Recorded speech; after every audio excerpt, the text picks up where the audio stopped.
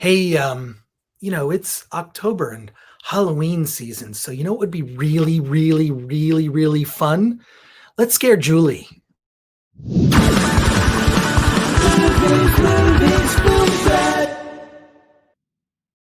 Welcome to the Film Threat Podcast. I am Chris Gore, and it is October, and it's one of my favorite seasons of the year. Halloween is here, which means that horror films are taking over. This is pretty much, October is the month where I pretty much just solidly watch horror films all month. It's a month-long celebration for me, and you need to know about this movie, Let's Scare Julie. Let's talk to the filmmakers. Jud Cremata, and I probably butchered this pronunciation of your name. Not at all. I did well? Okay, Thanks good. for having me, Chris. I'm geeked out to be here. Oh, that's awesome. And let's bring on producer Eryl Cochran. Thank you. Thank you. This is, okay. As soon as I heard the description of this movie, I knew I needed to see it right away because, and I still have no idea how you pulled this off. So I want to get right into it. But Let's Scare Julie is, it starts out as like a kind of horror film we might have seen before. A bunch of girls kind of hanging out and having fun, and things go badly. Here's the interesting thing. This all happens in one shot, or at least from what I could see, it was all one shot. How did you do this? And it doesn't feel like it. I guess like some films, it would feel like a filmed play, right? What made you take on this Herculean task of doing a horror film this way? I think it's remarkable. Well, like you, I've seen a lot of things, Chris. And, when as a filmmaker, I just want to reach for something new and different. And, I was blown away by the first time I saw Hitchcock's Rope. Mm-hmm. I remember seeing, I don't know if you've ever seen Josh Becker's Running Time. Yes, I have. I know Josh Becker. Okay. Yeah. He's one of the clan, right? The Rainey Tappert clan. Right. I loved Running Time. I just loved it. I saw a long time ago. But these were, fake one shots. They were edited together. It wasn't until I saw Sebastian Schipper's Victoria, the German film, 2015, that really blew my mind over the possibilities, because he did a 2-hour and 15-minute single shot of a heist movie.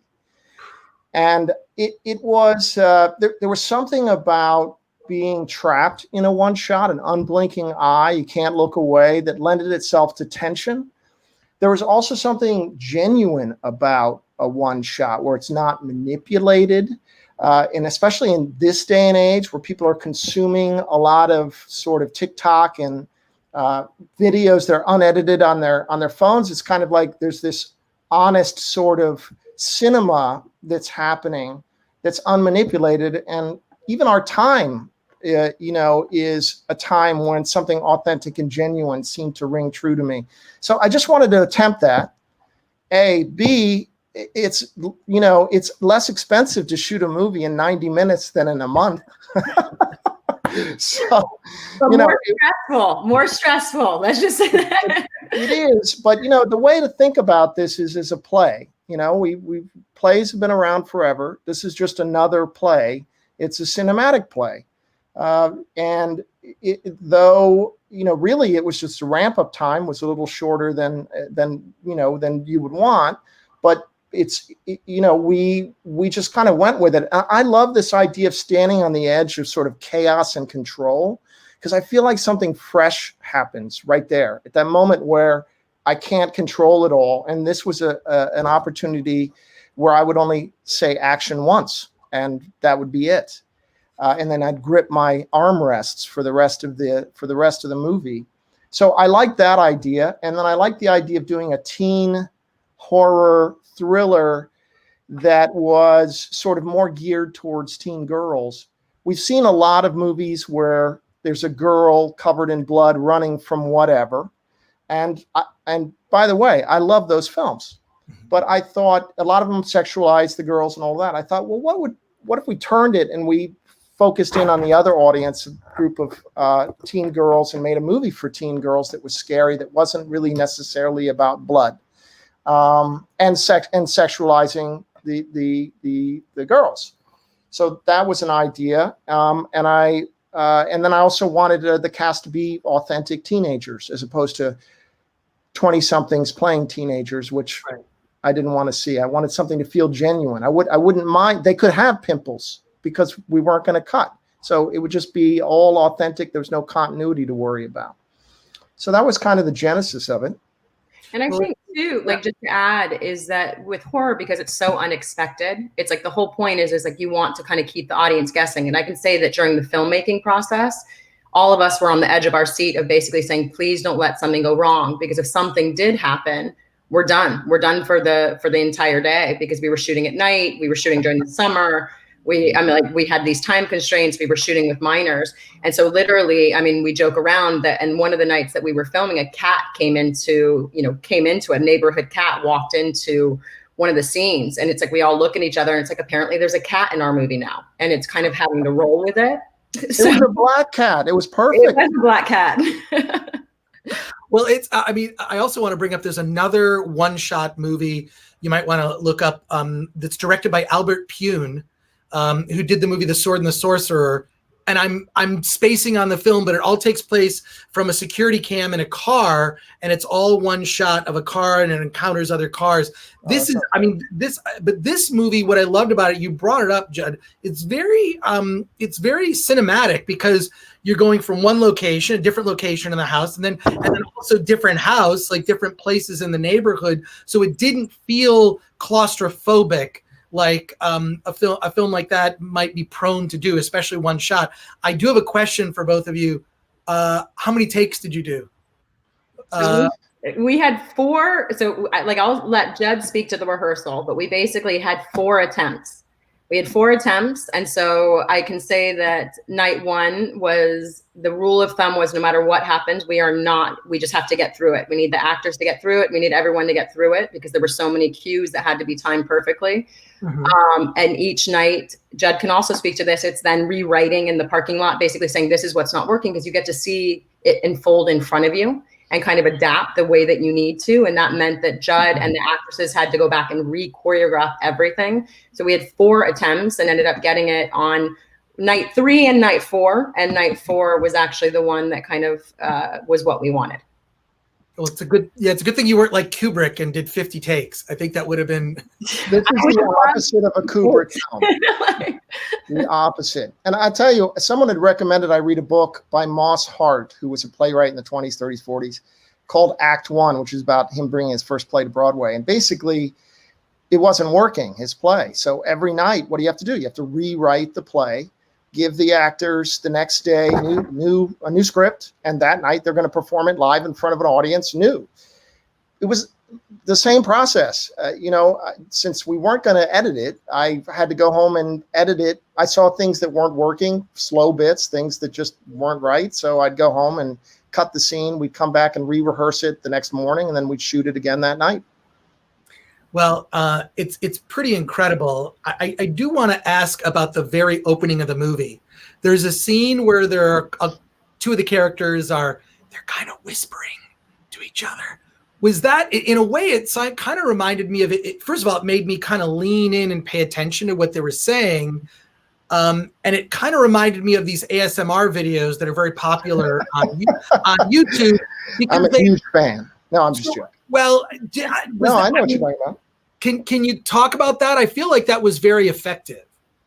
It was one of the rare times for a scene of intimacy between characters on what was going to be a roller coaster ride, and teen girls together as a group, everyone talking over each other, which a one shot, by the way, lends itself to. You can step on each other, create something that feels more natural. Actually, you have to read the lines differently when you're doing a one shot, because the camera will smell a lie. It has to feel like it's flowing and genuine.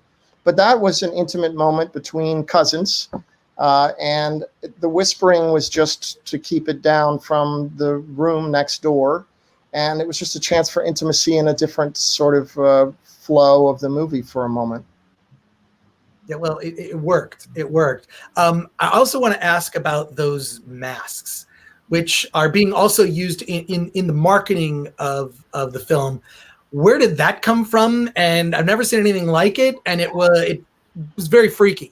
You mean in the sense of a glowing mask? Yeah. Or I've never seen anything like that. I can't. Eryl can speak to that. I actually can't remember. We needed something that we could license, which was important. Eryl, do you remember where the mask came from? I do. I mean, it's interesting. So we did this mask kind of dive of wanting a mask that was scary. And I think what was interesting is kind of going through, but not in like the traditional sense, and in kind of going through. And I feel like, if I remember correctly, Jud, that when you saw it, it was like, okay, this is the one. And we were very lucky because the vendor that creates the mask was just very enthusiastic that we reached out.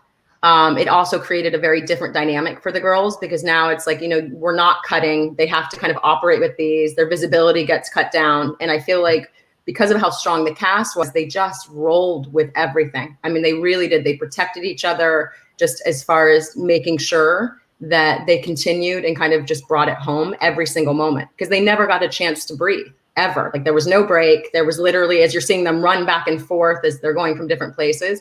And so I feel like, I hate to say it, but I feel like we were very lucky.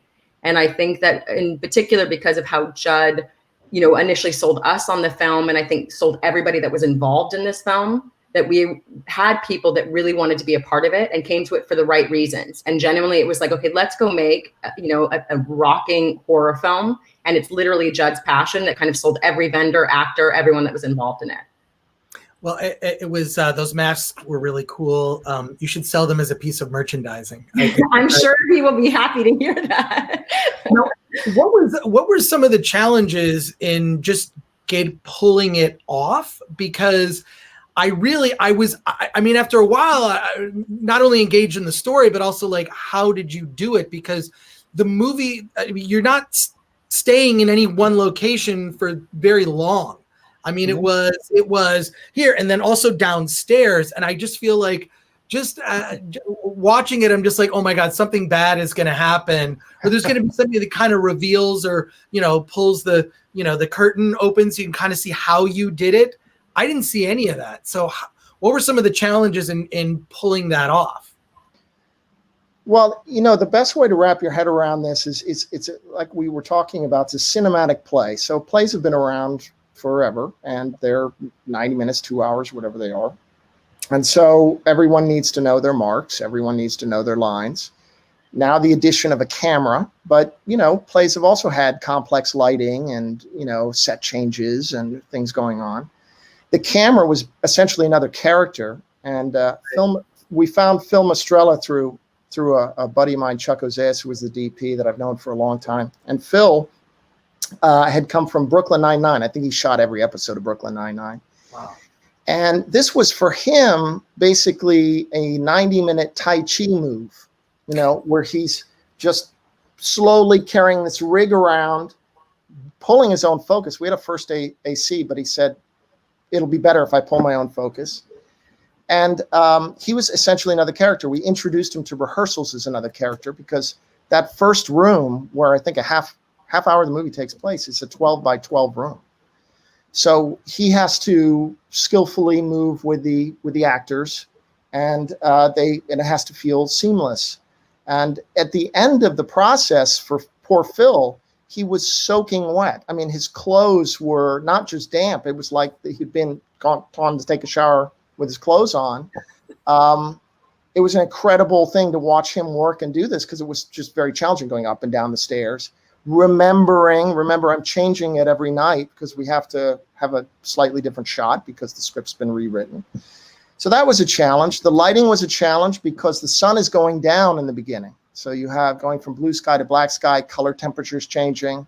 We have someone up on the condor constantly changing, dialing the color temperature, someone riding the iris of the camera. That was complicated. You had to design it so that nothing could fail. So there were microphones, dual microphones on the actors, microphones in the rooms, microphones everywhere. We were recording to 3 different decks. We had backup batteries. One time we had to change the battery, that some freaky thing happened and someone had to come up behind the camera and tap him on the shoulder during filming and swap out one of the auxiliary batteries. But all of this is native to live TV. And a lot of the people that we brought into the crew were from live TV, American Idol and things like that, that were just here for the fun of it.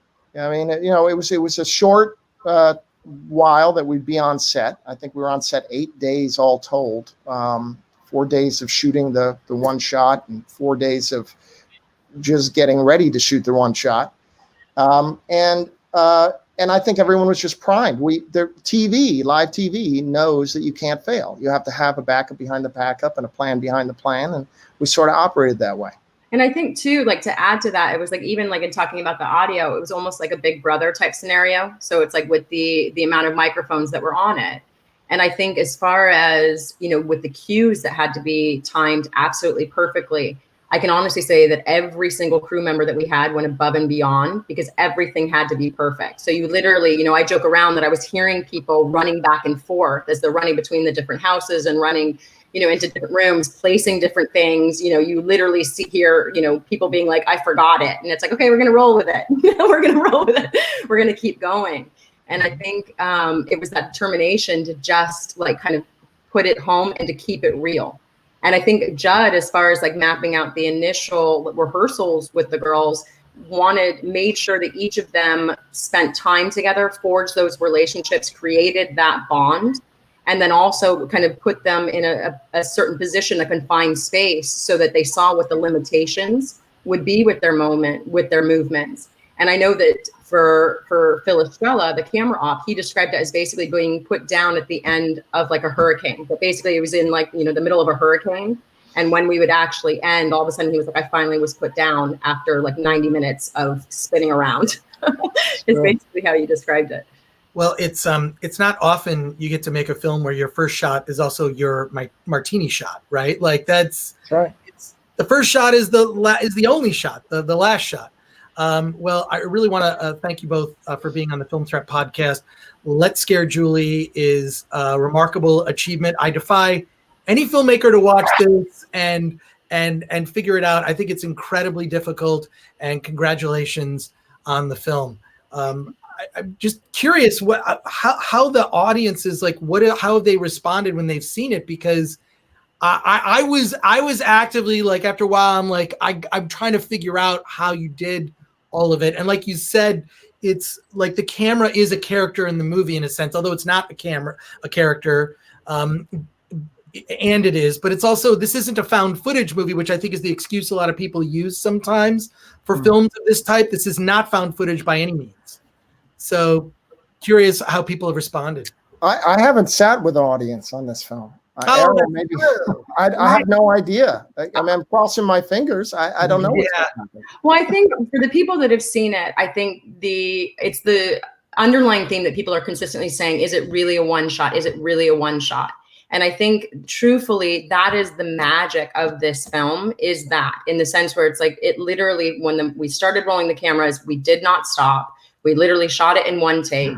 And so I feel like that aspect of it and realizing that, where it's kind of like, how was that able to happen? And I genuinely, especially because it is a horror, because we do have these different elements, we're creating those scares. It's just this constant back and forth. There is a lot of movement. There's rain. I'm like, there's rain. And I think it's that of, how did you do that? How was everything timed so perfectly? And then kind of going back, just not to backstrap, but I did want to give him credit. It was Trippy Lights. So it was Trippy Lights. It was the person that created the mask, and it was actually John Strauss. So I wanted to make sure that I kind of recognized that. Well, the film is amazing and scary, and congratulations again. I also want to thank our sponsor, Storyblocks. Go to storyblocks.com/filmthreat. You'll help support the podcast so we can continue to talk to amazing filmmakers like today. Thank you again. Just fantastic to have you on the show. Thank you for checking it out, and thank you. We're excited for people to see it very much. Be here. All right, take care, everyone. Thank you. You too.